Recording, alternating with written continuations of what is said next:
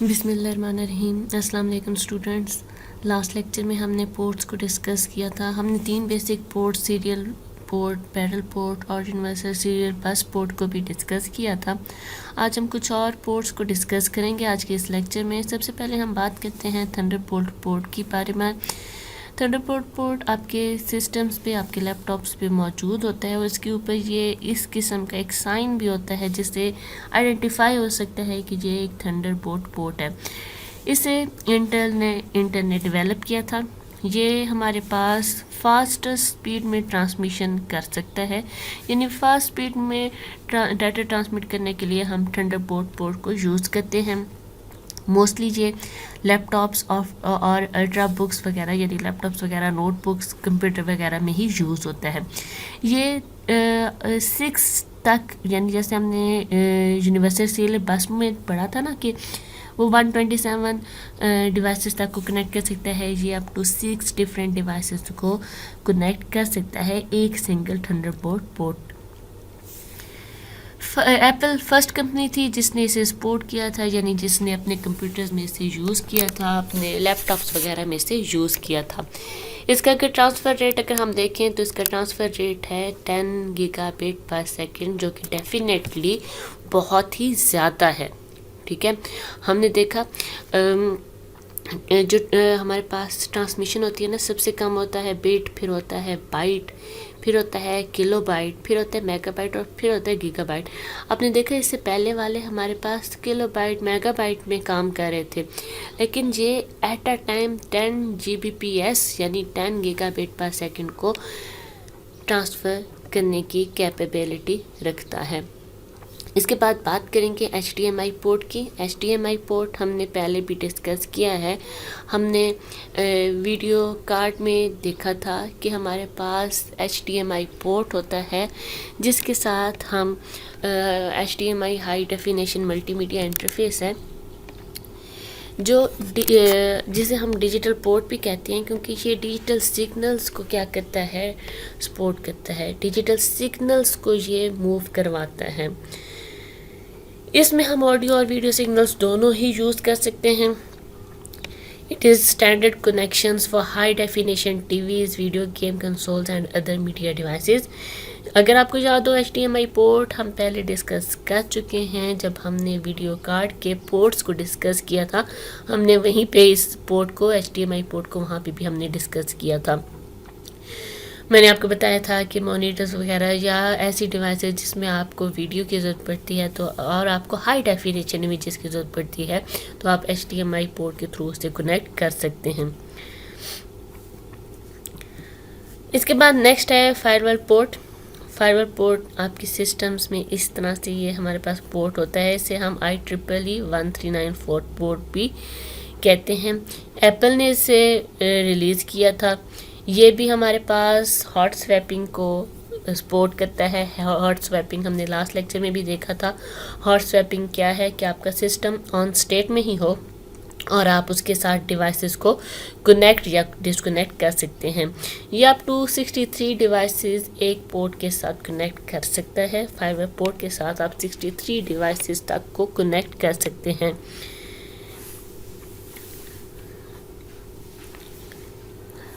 ये it can use to transmit data between 2 or more digital devices such as camcorders and digital cameras, यानी ऐसी devices जो digital form में data को transmit करती हैं, जो उन डिवाइसेस को कनेक्ट कर सकता है और उनके बिटवीन डाटा को ट्रांसफ़र कर सकता है। फायरवॉल हमारे पास फायरवॉल 40 का ट्रांसफ़र रेट है 400 मेगाबिट पर सेकंड और इसी तरह से फायरवॉल 800 मेगाबिट पर सेकंड तक को सपोर्ट कर सकते हैं। यानी फायरवॉल में हमारे पास 2 फायरवॉल पोर्ट्स आ सकते हैं, फायरवॉल 40 और फायरवॉल 400 और फायरवॉल 800। ठीक है, फायरवॉल 400 का ट्रांसफ़र रेट 400 मेगाबिट पर सेकंड है और फायरवॉल 800 का ट्रांसफ़र रेट 800 मेगाबिट पर सेकंड है। फायरवॉल हब भी हम यूज़ करते हैं। फायरवॉल हब का भी सेम वही हम कह सकते हैं वर्किंग है, जैसे हमने यूएसबी हब के बारे में देखा कि हम उस एक यूएसबी हब के साथ डिफरेंट अदर यूएसबी पोर्ट्स को यूज़ कर सकते हैं। इसी तरह से एक फायरवॉल पोर्ट को अगर हम उसके साथ कनेक्ट कर दें फायरवॉल हब, तो हम डिफरेंट उससे पोर्ट को एक्सेस कर सकते हैं। इसके बाद नेक्स्ट आता है ईसाटा पोर्ट। ईसाटा पोर्ट ये आप देख भी सकते हैं, ये ईसाटा पोर्ट हमारे सिस्टम्स में मौजूद भी होता है। ESATA port stands for external serial advance technology attachment. ये basically external SATA hard disk को कनेक्ट करने के लिए ये पोर्ट यूज़ होता है। अब आप कहेंगे हार्ड डिस्क क्या है? हार्ड डिस्क हमारे सिस्टम में जो इंटरनली स्टोरेज एरिया होता है, जिसमें आप डाटा स्टोर कर रहे होते हैं, वो आपकी हार्ड डिस्क होती है। जब आपके सिस्टम में इंटरनली हार्ड डिस्क मौजूद है, तो आपको एक्सटर्नल अटैच करने की ज़रूरत क्या पड़ती है? बहुत से ऐसे वक्त आते हैं कि हो सकता है आपकी स्पेस ना हो, या हो सकता है आपने एक्सटर्नली किसी हार्ड डिस्क को अपने सिस्टम के साथ अटैच करना हो, तो वहाँ पे इंटरनली अटैच करने के बजाय आप उसे ईसाटा पोर्ट अगर आपके सिस्टम में मौजूद है, तो आप उसके साथ भी उसे कनेक्ट कर सकते हैं। लेकिन ईसाटा पोर्ट के साथ आप सिर्फ साटा हार्ड डिस्क को ही कनेक्ट कर सकते हैं। साटा हार्ड डिस्क हमारे पास ऐसे हार्ड डिस्क हैं जो फास्ट स्पीड में ट्रांसमिशन करती हैं। इसमें डाटा को एक्सेस करना, डाटा किसी भी किस्म का उससे उस हार्ड डिस्क के एक्सेस करना बहुत ही फास्ट स्पीड से प्रोसेस होता है। eSATA connections provide up to 6 times faster data transmission speed than external hard disk attached to USB और firewall port। अगर आप उसी हार्ड डिस्क को USB पोर्ट या firewall पोर्ट के साथ कनेक्ट करते हैं, तो उसकी स्पीड इतनी तेज़ नहीं होगी जितनी कि eSATA पोर्ट के साथ कनेक्ट करने से उसकी स्पीड बढ़ जाती है। eSATA पोर्ट से अगर आपने अपने हार्ड डिस्क को कनेक्ट किया है, तो उसकी स्पीड 6 टाइम्स फास्टर होगी अगर आप उसे किसी और पोर्ट के साथ कनेक्ट करते हैं तो उसकी निस्बत। ईथरनेट पोर्ट आपको यहाँ पे पिक्चर में इमेज में शो भी हो रहा है। ये यूज़ होता है कंप्यूटर को किसी भी लोकल नेटवर्क के साथ कनेक्ट करने के लिए। आप अपने लैपटॉप को, अपने कंप्यूटर को किसी और कंप्यूटर के साथ कनेक्ट करना चाहते हैं, किसी नेटवर्क का हिस्सा बनाना चाहते हैं, तो इस ईथरनेट पोर्ट के साथ आप क्या कर सकते हैं, केबल अटैच करके अपने सिस्टम को नेटवर्क का हिस्सा बना सकते हैं।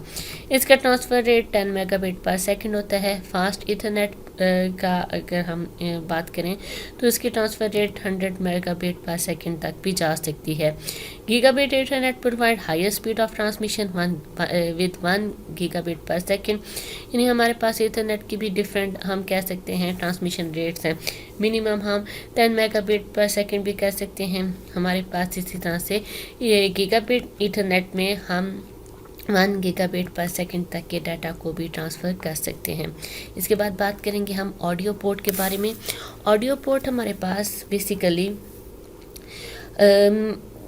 हेडफोन्स, माइक्रोफोन्स, स्पीकर्स वगैरह को कंप्यूटर के साथ कनेक्ट करने के लिए यूज़ होते हैं। ये पोर्ट्स आपने देखे हुए होंगे, हमारे इवन मोबाइल फ़ोन्स के अंदर भी ये ऑडियो पोर्ट्स मौजूद होते हैं, जिसके साथ आप हेडफोन या हैंड फ्री वगैरह को अटैच कर सकते हैं। तो इन्हीं पोर्ट के साथ आपने बेशक ऑडियो इनपुट करवानी हो यानी माइक्रोफोन, या आपने ऑडियो आउटपुट करवानी हो यानी थ्रू स्पीकर या हेडफोन, आप कोई भी डिवाइसेस के साथ अटैच कर सकते हैं। ये हमारे पास कुछ बेसिक 9 किस्म के पोर्ट्स थे।